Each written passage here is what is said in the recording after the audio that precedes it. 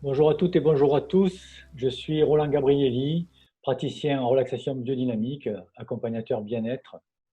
Et aujourd'hui, dans cette série de conversations qu'on a depuis quelques vidéos, si vous nous avez suivis jusqu'à présent, j'ai eu le plaisir de recevoir Pierre Pironnet, qui est l'initiateur, pardon, de la pratique de relaxation biodynamique. Et aujourd'hui, j'aimerais aborder avec lui un sujet qui, d'abord, dans un premier temps, me concerne, puisque j'y ai été confronté il y a quelques années, mais je pense que ça concerne aussi beaucoup de personnes à l'heure actuelle, et notamment des personnes que je connais aussi qui ont été confrontées à ce sujet-là.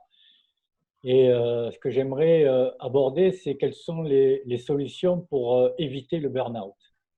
Et c'est pourquoi j'ai demandé à Pierre Pironnet, qui est un spécialiste en gestion du stress et de conflits, de pouvoir nous amener toute son expérience qu'il a par rapport à ce sujet, peut-être par rapport à toutes les personnes qu'il a pu accompagner jusqu'à présent, et de nous donner son avis. Donc, bonjour Pierre. Bonjour Roland, merci encore une fois de m'accueillir. Alors pour ceux qui peut-être me découvrent, je m'appelle Pierre Pironnet, donc Pyro2NET. Vous pouvez évidemment me trouver sur Internet. Je suis l'initiateur de l'école de relaxation biodynamique, qui est le résultat d'un travail après 35 années de pratique dans les arts martiaux. Et donc, j'accompagne effectivement beaucoup de personnes dans le cadre du bien-être, de la gestion du stress, des fois même de la gestion de la violence. Alors, dans le burn-out, on n'est pas dans des phases de violence, mais on est effectivement dans des phases je dirais, de surstress. Et à un moment donné, on s'effondre. Alors, qu'est-ce que le burn-out? C'est en fait un effondrement, c'est-à-dire qu'à l'intérieur de vous, il y a quelque chose qui s'effondre, il y a même quelque chose qui s'est complètement brûlé à l'intérieur de vous. Alors, très simplement, comment se construit un burn-out? Vous avez 24-25 ans, vous arrivez dans une entreprise, une organisation, et vous avez un challenge, donc on va vous donner du travail, etc. Et puis vous allez, avec les outils qu'on a aujourd'hui, travailler sur Internet, etc. Et puis, comme vous êtes à peu près bon, que vous avez envie d'atteindre des objectifs, qu'est-ce que vous faites? Eh bien, vous donnez des challenges, on va vous en donner un peu plus à faire. Et là, il va se passer deux choses. La première, c'est que vous allez rentrer dans une espèce de compétition du travail et vous allez rentrer en même temps dans une phase un petit peu d'isolement parce que vous allez passer plus de temps sur votre machine. Il arrive parfois souvent que dans les organisations, les gens sont seuls à ce moment-là. Et puis au cours du temps, vous allez avoir des compétitions peut-être avec d'autres. En tout cas, vous aurez des rythmes à tenir et des engagements à réaliser et donc des responsabilités. Et au bout d'un moment, bah, vous allez vous dire, bah, tiens, pour retrouver de l'énergie, je vais aller faire du sport, je vais aller me dépenser ailleurs, je vais aller trouver ce qu'il faut pour me dépenser et peut-être retrouver l'énergie. Puis, vous allez revenir au travail, etc. Et là, vous allez rentrer dans une phase d'adaptation, voire de suradaptation. Et dans cette suradaptation, vous allez resynchroniser comme ça des mécaniques et des mécanismes pour la cause de ce que vous faites, de ce que vous défendez et de votre travail, sans compter à quoi ça répond en termes de valeurs, de peut-être de sentiments d'exister, etc. Et donc là, petit à petit, vous vous coupez d'un monde qui est celui peut-être de votre famille ou d'autres, et tout ça parce que vous avez de plus en plus de responsabilités et de résultats à tenir. Et plus vous continuez là-dedans, plus votre corps s'entraîne à cela. Et si vous entraînez à cela, bah, à un moment donné, ça fait partie de vous. Sauf que quand vous avez 35-36 ans, ça va, bien qu'aujourd'hui, j'accompagne des gens qui ont suivi des burn-out déjà à 35 ans. Mais très souvent, ça dure jusqu'à 30, 40, des fois un peu plus. Et là, tout d'un coup, un matin, vous ne savez pas ce qui vous est arrivé, vous ne pouvez plus vous lever, c'est trop tard. Et il y a toute une partie de vous-même qui s'est véritablement effondrée. Donc là, c'est la phase un peu du burn-out. Et le problème, c'est que avant que ça vienne, vous ne voyez rien venir. Pourquoi? Parce que vous étiez à la fois dans un système de suradaptation, de défense, et donc, euh, et donc vous refusez quelque part que vous ne pouvez pas avancer. Et pourtant, tout s'effondre. Alors, c'est vraiment un vrai problème. Et la difficulté, c'est qu'est-ce que vous faites pour être attentif à vous-même? Alors, il y a plusieurs techniques. Et avant de rentrer dans ces techniques, je voudrais vérifier si jusque-là, ça répond un petit peu à tes attentes en termes de réponses, qui sont des réponses simples, mais en même temps qui restent la réalité. Est-ce que pour toi, ça va, Roland? Oui, oui, oui, tout à fait. C'est exactement en t'écoutant parler, la réflexion que j'avais en revenant quelques années en arrière de comment c'est est arrivé progressivement, et comme tu l'as dit, sans qu'on s'en rende compte, euh, des, euh, des événements successifs, de la surcharge de travail.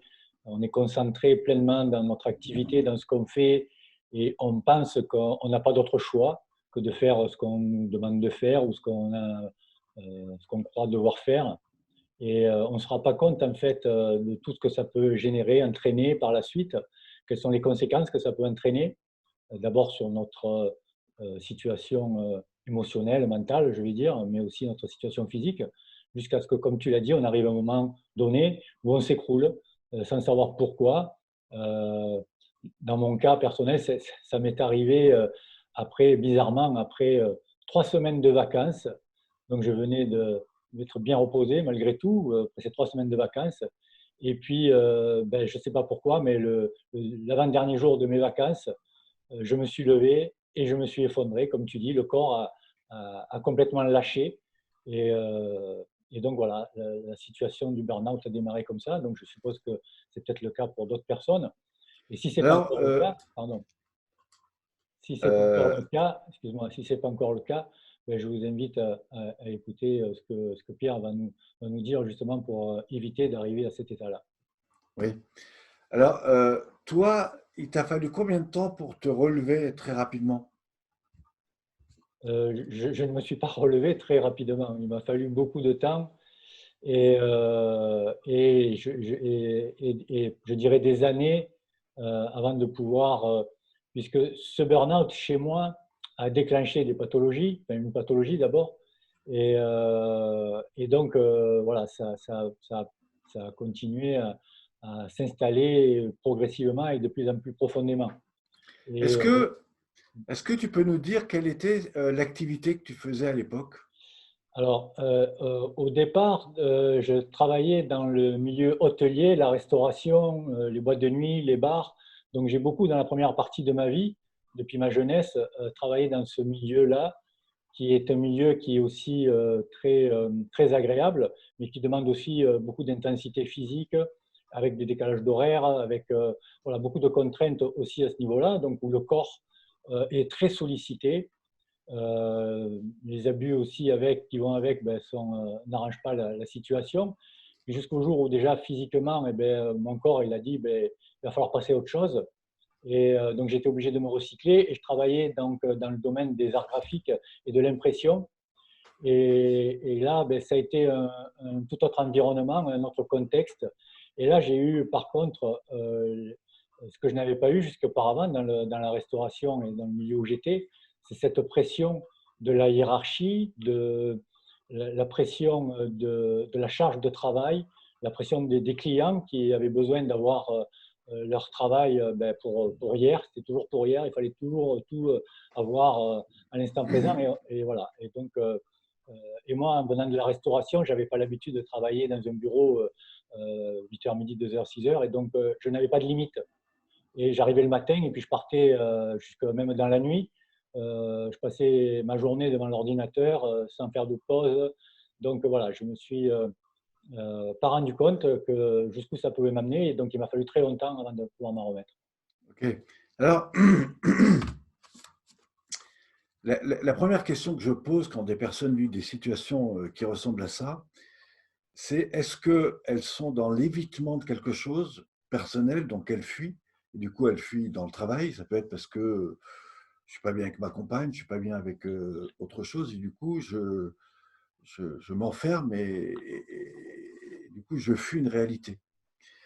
Après, ça peut être parce que on m'a dit qu'il fallait faire ça, donc je le fais, donc je suis dans un système d'adaptation Et puis, sans m'en rendre compte, je me suradapte.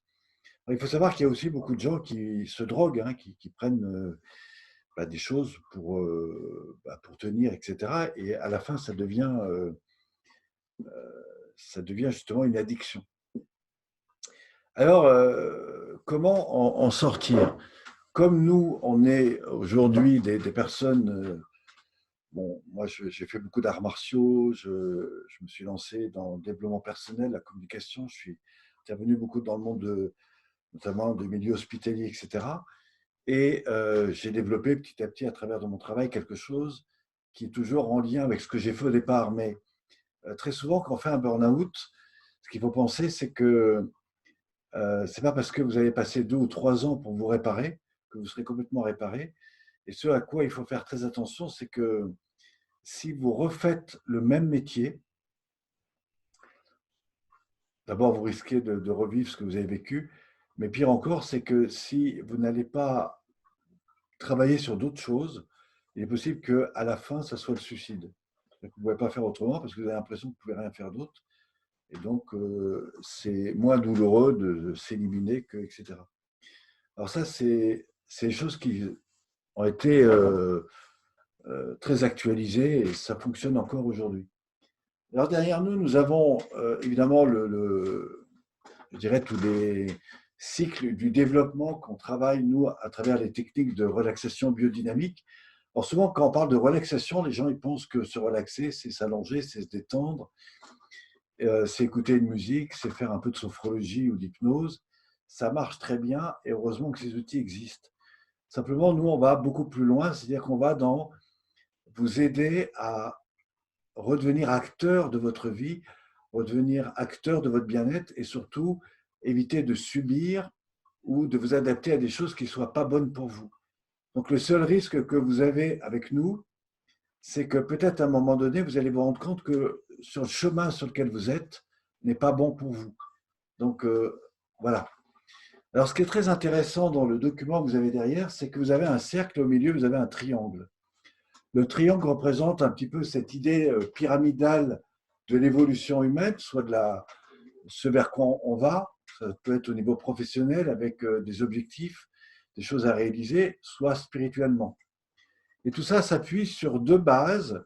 Une première qui est plutôt ici, en base 3, qui au fond nous invite à nous dire, tiens, tout ce que je fais, ce pourquoi j'avance dans ma vie, répondent à quels besoins fondamentaux.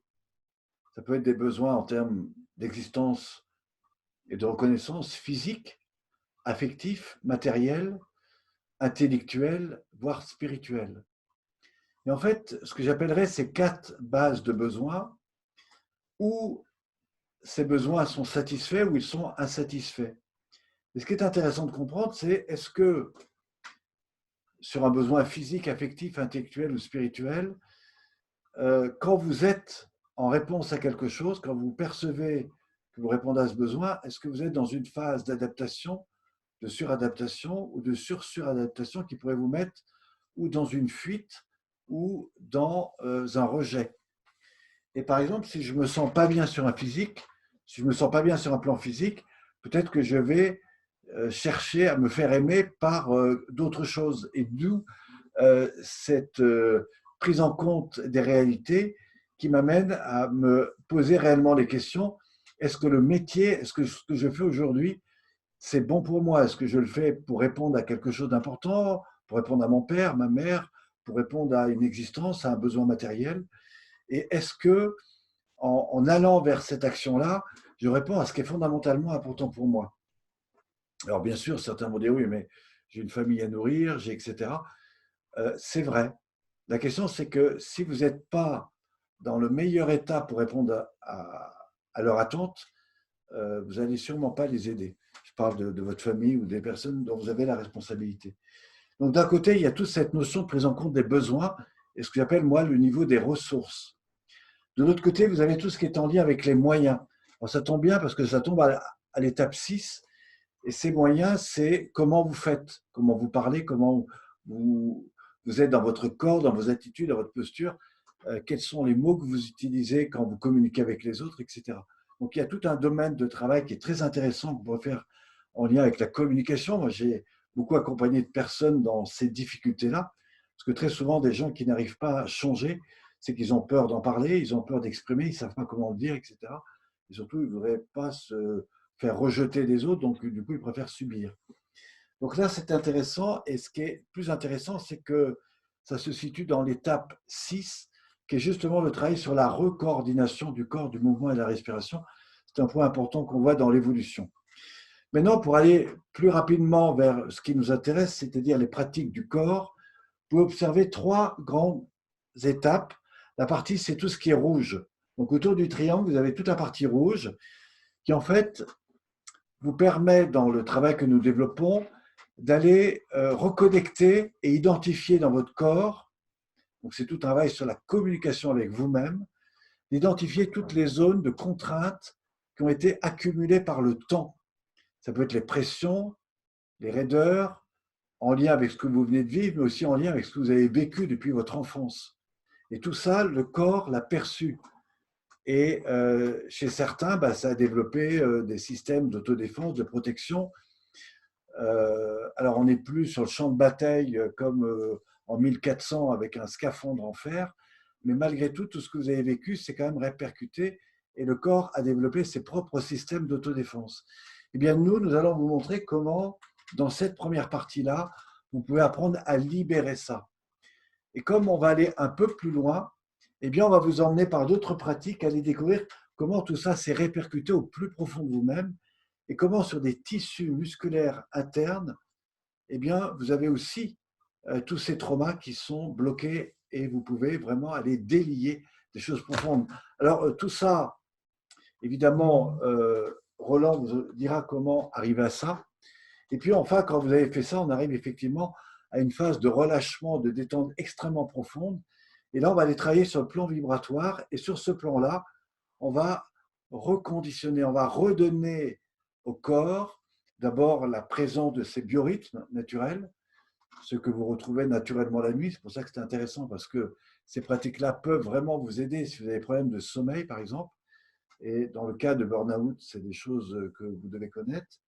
Et surtout, à partir de là, on va rentrer dans la phase 3, qui est toute la phase de réapprentissage. Ce qu'on peut dire, c'est que dans la première partie, on a plutôt désappris, on a libéré des zones profondes, et après, on va réapprendre. C'est-à-dire qu'on va redonner au corps les informations nécessaires pour vous réapprendre à mieux faire fonctionner votre corps. Alors, tout ça, c'est le résultat de beaucoup d'années de pratique, que ce soit dans les arts martiaux ou les arts de bien-être corporel. Et la relaxation myomique a véritablement recodifié toute l'évolution nécessaire de façon à ce que si vous réactualisez ces pratiques, je vous garantis que si vous le faites vraiment, ou vous arrêtez de courir pour rien, ou vous arrêtez la pratique. Mais vous ne pourrez pas faire les deux en même temps parce qu'à un moment donné, votre corps, il ne va pas comprendre. Mais par contre, ce qui est intéressant, c'est que si vous retravaillez ça, je vous promets que naturellement, vous allez redéfinir qu'est-ce qui est bon pour vous, vous allez ressentir et vous allez réapprendre à prendre votre place et surtout à redéfinir qu'est-ce qui est véritablement important pour vous. Donc ça, c'est vraiment une théorie, c'est une pratique qui peut véritablement vous aider si vous êtes dans des contraintes de stress, de tension, de douleur ou d'interrogation sur le burn-out. Alors maintenant, si vous avez vécu un burn-out, évidemment, il va falloir réapprendre. Il va falloir réapprendre à passer par différentes étapes. On en a parlé sur les phases d'avant. Il y a cette première étape d'écoute, l'écoute, c'est-à-dire qu'est-ce qui s'est passé pour moi. Il y a cette étape d'acceptation, et vous ne pourrez pas faire autrement que d'accepter la réalité, même si vous avez mal, même si, etc. Il va falloir accepter. Après, il y a cette étape de ce que j'appelle la réconciliation. La réconciliation, c'est comment vous allez rentrer en contact avec ce qui a été vécu et petit à petit, vous allez vous réconcilier avec vous-même. Et pour vous réconcilier, c'est peut-être de vous dire, tiens, et qu'est-ce que cette situation-là me fait comprendre, m'apprend, et comment je vais reconstruire à partir de ça. Et à partir de cette réconciliation, vous allez vous amener de la reconsidération. Et croyez-moi, quelqu'un qui a vécu le burn-out, il a besoin de passer par là, il a besoin de se reconsidérer dans des choses nouvelles, dans des choses différentes, etc. Et petit à petit, il va retrouver cette phase un petit peu évolutive qui va l'amener vers une réévaluation de ses importants et du coup vers une nouvelle façon de se reconstruire, de créer et d'aller vers d'autres créativités. Et si vous respectez, j'allais dire, ces 6 étapes, vous pourrez passer vers de la reconstruction. Eh bien, nous, ce qu'on vous entraîne à faire, c'est à le faire naturellement dans votre corps par un ensemble d'exercices. Alors peut-être que tu vas me demander quels sont les exercices les plus appropriés pour évidemment commencer là-dedans. Oui, oui, j'allais y venir, mais peut-être avant de venir, est-ce que tu nous proposes quelques exercices? Je voudrais rebondir sur ce que tu as dit, tout à fait intéressant et qui là aussi m'a ramené dans la réflexion de ce que j'ai vécu, ce que j'ai à travers toutes ces étapes-là. Et en effet, j'étais aussi dans cette situation où j'avais une famille à nourrir. Et donc, ça, c'était la chose la plus importante pour moi à l'époque. Et ça passait obligatoirement par l'activité que j'avais, que je devais maintenir, mais tout en n'ayant pas conscience que j'étais pas du tout à ma place. Et c'est vrai que tu as souligné l'importance de se retrouver, de se prendre en considération quels sont nos véritables besoins. Et peut-être qu'une des solutions, je ne dis pas que c'est la seule ou la meilleure, mais déjà, une des solutions, c'est vraiment de se demander, afin d'arriver à cette étape de burn-out, c'est est-ce que vraiment je suis à ma place? Est-ce que l'endroit où je suis, c'est ce que j'ai besoin, c'est ce que j'ai pour moi, pour ma famille, pour mon bien-être? Est-ce que c'est ce qui me correspond? Et ça, ce n'est pas la réflexion que j'ai pu avoir à ce moment-là pour différentes raisons, mais je trouve que c'est très, très important. Et pour parler de la reconsidération, après avoir eu ce burn-out et comment se reconstruire après, ben, c'est là où me suis rendu compte, quand je suis venu à ton premier stage, que j'étais à ma place en fait. C'est là que enfin, je me suis dit, ben, ça y est, là je sais ce que je veux, je sais pourquoi j'ai envie de me lever le matin. Euh, et je crois que c'est le cas aussi je connais quelques personnes qui sont dans ce cas-là, qui ont vécu ce phénomène de burn-out et puis qui, à travers ces étapes-là, ben, ont pu devenir soit des thérapeutes ou accompagner des personnes parce qu'elles ont pu trouver leur voie là-dedans. Alors, je ne dis pas que tout le monde va devenir thérapeute après un burn-out, mais peut-être ça va les amener à trouver une voie différente dans laquelle elles étaient et leur amener plus de bien-être et plus d'épanouissement et je le souhaite à tout le monde. Et donc, ben oui, en effet, maintenant, si tu as quelques exercices à nous proposer, c'est avec plaisir. Alors oui, alors évidemment, ce que je vais vous enseigner, c'est pas parce que vous l'aurez fait maintenant que demain vous serez sorti du burn-out. On est bien d'accord là-dessus. Je voudrais rappeler d'ailleurs qu'il y a 2 possibilités et les 2 sont très importantes. La première, c'est la reconsidération avec vous-même. Alors nous, on a les pratiques pour ça c'est bien de le faire. La seconde, c'est aussi d'accepter de vous faire aider. Pour sortir véritablement d'un burn-out, c'est entre 2 et 3 ans si vous avez un très bon coach. Mais quel que soit le coach, à un moment donné, vous serez obligé de repasser par vous-même. Donc, les pratiques que nous vous proposons vont véritablement vous aider à aller beaucoup plus vite. Mais dans certains cas, elles ne suffisent pas. En tout cas, comment se reconsidérer? Eh bien, on va retrouver les mêmes choses. C'est-à-dire qu'on va prendre une phase un petit peu d'écoute, c'est l'étape 1, hein, c'est l'acceptation. Écoute, acceptation de ce que je suis maintenant dans mon corps, dans mes douleurs, ma rigidité, mes peurs, mes protections, ce qui m'a amené vers des difficultés, etc. Donc tout ça, oui. Ensuite, c'est comment je vais reprendre contact d'abord avec le corps, mais aussi avec les systèmes qui fonctionnent à l'intérieur. Et vous avez 2 systèmes qui vous permettent de vivre. Le premier, c'est que vous inspirez, qui est une phase où vous pouvez éveiller, c'est-à-dire réénergétiser votre corps. Et puis il y a une phase où vous expirez, qui est plutôt une phase libérateur. Et le principe du yin et du yang existe partout, y compris dans votre façon de respirer. La difficulté, c'est que vous avez des gens qui ont des respirations courtes, donc avec des respirations petites, et c'est à force de subir que du coup, ils ont des problèmes au niveau pulmonaire, etc. Quand vous redonnez cette place à votre respiration, je dis bien la place de votre respiration, vous pouvez augmenter cette phase d'inspire et d'expire qui va naturellement vous faire passer dans ce qu'on appelle la respiration volontaire. Et ça, c'est très important. Elle doit être équilibrée autant dans la phase d'inspire que dans celle de l'expire. Voilà. Et c'est l'addition des deux parties équilibrées qui va permettre d'apporter cet équilibre à l'intérieur. Voilà. Et en même temps, cette reprise en compte, non pas d'une partie de vous-même, mais de l'ensemble. Il faut savoir que quand vous respirez comme ceci, associé avec différentes techniques qu'on pourra vous montrer, vous allez en même temps fortifier et renforcer toute l'énergie de votre corps. Et vous allez transmettre l'énergie pratiquement dans tous les organes, toutes les parties organiques. Donc, attitude, posture, reconsidération de mon corps physique. 2, même chose avec la respiration, on passera sur la respiration volontaire.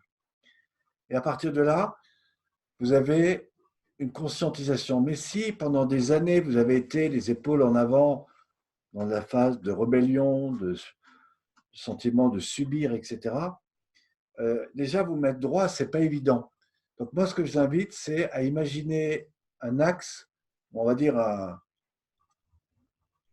quelque chose qui pend à l'intérieur de vous comme un pendule, voilà, qui est fixé au sommet de la tête, et vous basculez le corps vers l'arrière et un petit peu vers l'avant, et vous imaginez que le balancier en bas se balade à l'intérieur de votre ventre, de votre estomac, et à un moment donné, vous allez positionner cette bascule jusqu'à l'immobilité. Et là, vous êtes à peu près droit. Alors ça, c'est très intéressant parce que ça vous invite à retrouver votre attitude juste, et c'est là que vous allez inspirer et souffler profondément. Au départ, vous avez une respiration qui touche la partie thoracique. Ensuite, vous avez une respiration beaucoup plus pulmonaire et ventrale.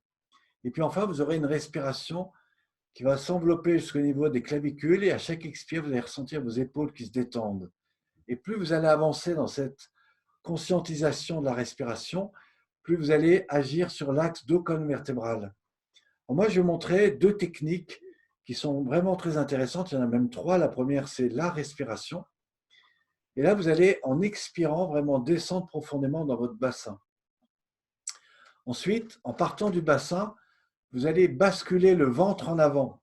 Ça veut dire que vous allez inspirer, ce qui va creuser le dos. Inspirez par le nez. Et par différence, vous allez basculer le bassin vers l'arrière et vous allez souffler. Et là, vous allez petit à petit retrouver cette ondulation au bas du dos lombaire qui entraîne une véritable mise en mouvement de l'axe bas du dos lombaire, donc une réénergétisation de l'axe dos colonne vertébrale, ce qui au passage rétablit les liens internes et donc stimule le système autonome interne, mais surtout, vous remettez en mouvement souvent les raideurs du dos. Vous savez que quand vous subissez, tout passe par l'axe dos colonne vertébrale et vient se loger au niveau de S1 et L5.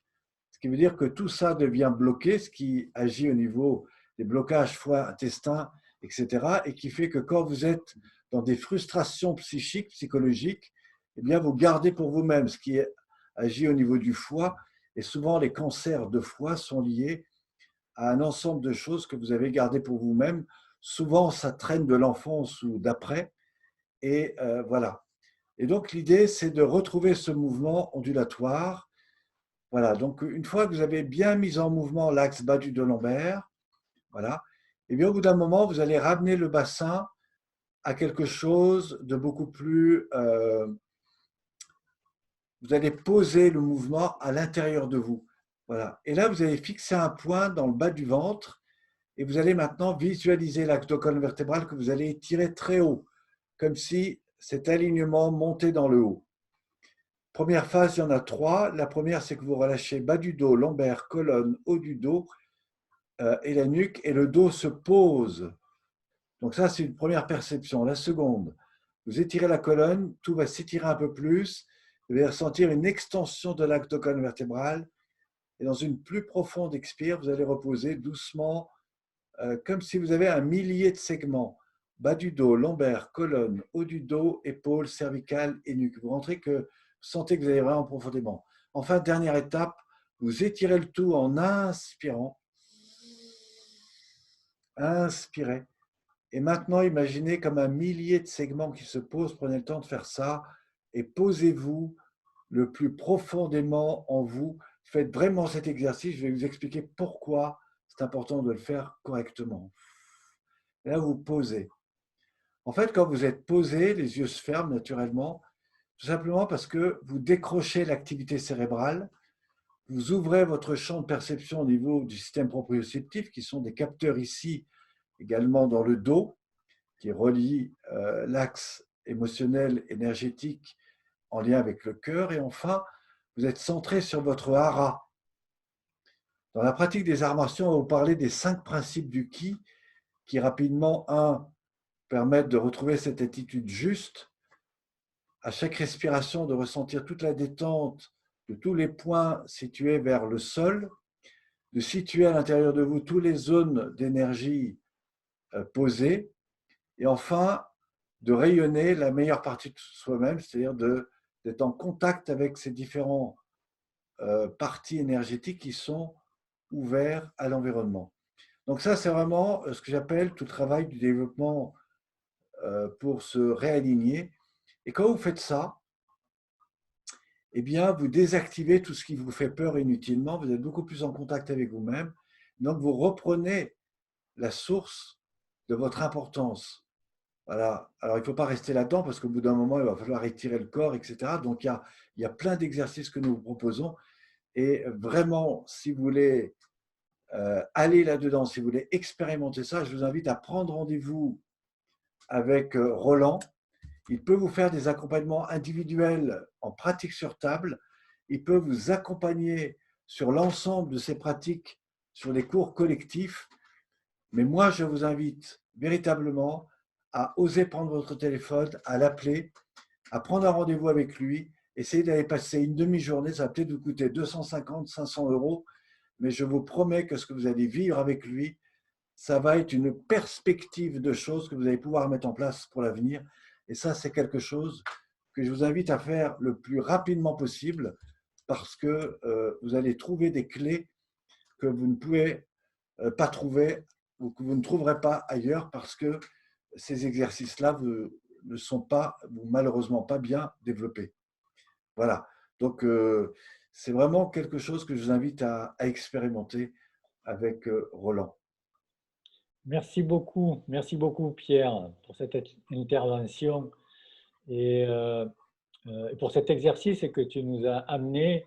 Je vais juste souligner que dans la pratique de la relaxation biodynamique, c'est un mouvement primordial puisqu'on le pratique à la fois quand on est dans la première étape, en posture debout, on le pratique aussi dans la deuxième étape quand on est allongé au sol, et on le pratique dans la troisième étape quand on est assis. Donc c'est vraiment un mouvement, ce mouvement de bascule du bassin qui est primordial dans cette pratique, comme dans d'autres pratiques, mais notamment dans la relaxation biodynamique, et en effet qui libère beaucoup de choses au niveau de la colonne vertébrale et du bassin. Donc merci de nous avoir proposé cet exercice. Et Alors, pardon, oui. si je peux me permettre, effectivement, on le fait un petit peu au début dans l'ouverture et le relâchement du dos lombaire colonne. On le fait également sur le sol, et tu as bien fait de le mentionner.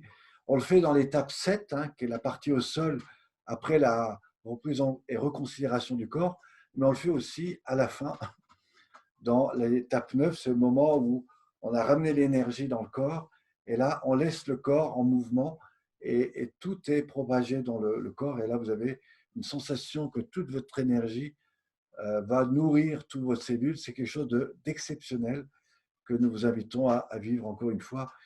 Et si vous avez l'occasion de prendre du temps avec Roland. C'est vrai, merci Pierre. Et merci pour le cadeau que tu nous fais à tous ceux qui nous écoutent du manuel pratique de relaxation biodynamique qui se trouve en lien de téléchargement, donc il sera sous la vidéo, ainsi que le lien vers mon site l'universlavie.fr, l'univers la vie tout attaché. Vous pourrez trouver toutes les informations vous aurez besoin si vous désirez me contacter. Et pour aborder le prochain sujet de notre conversation, je vais te proposer, Pierre, tu l'as évoqué pendant cet entretien, et tu as parlé d'avoir un meilleur sommeil. Donc, si je te propose le prochain sujet, si tu peux nous amener quelles sont les solutions justement pour avoir un meilleur sommeil, si tu es d'accord. Oui, effectivement, le sommeil est quelque chose qui touche entre 30 et 40 personnes, euh, entre 30 et 40% des gens qui aujourd'hui courent à droite et à gauche. Donc effectivement, c'est un sujet que je vous invite à découvrir. Je profite aussi pour vous rappeler que vous avez sur Internet, vous tapez mon nom, vous tapez relaxation biodynamique ou directement le site que évoque Roland. Mais dans tous les cas, sachez qu'il existe des tas de vidéos. Nous organisons des stages, nous formons des techniciens, des praticiens. Et c'est tout le travail que fait aujourd'hui Roland. C'est aussi pour demain vous proposer des formations plus approfondies, que ce soit sur 2 jours ou sur 4 jours. Si tout, vous avez l'occasion, en tout cas, de découvrir et de mettre en pratique ces choses-là, ou d'expérimenter, vraiment tournez-vous vers Roland, il vous en dira beaucoup. Beaucoup de personnes qui le connaissent sont venues à mes stages, ont suivi ses enseignements et aujourd'hui, vous pourrez vous faire des livres sur tout ce que ça a pu leur apporter dans leur vie quotidienne et encore en ce moment. Merci à toi, Pierre. Merci beaucoup. Et donc, je te donne rendez-vous ainsi qu'à tous qui nous écoutent pour la prochaine vidéo. Merci à tous, à toutes, et je vous souhaite une excellente journée. Au revoir.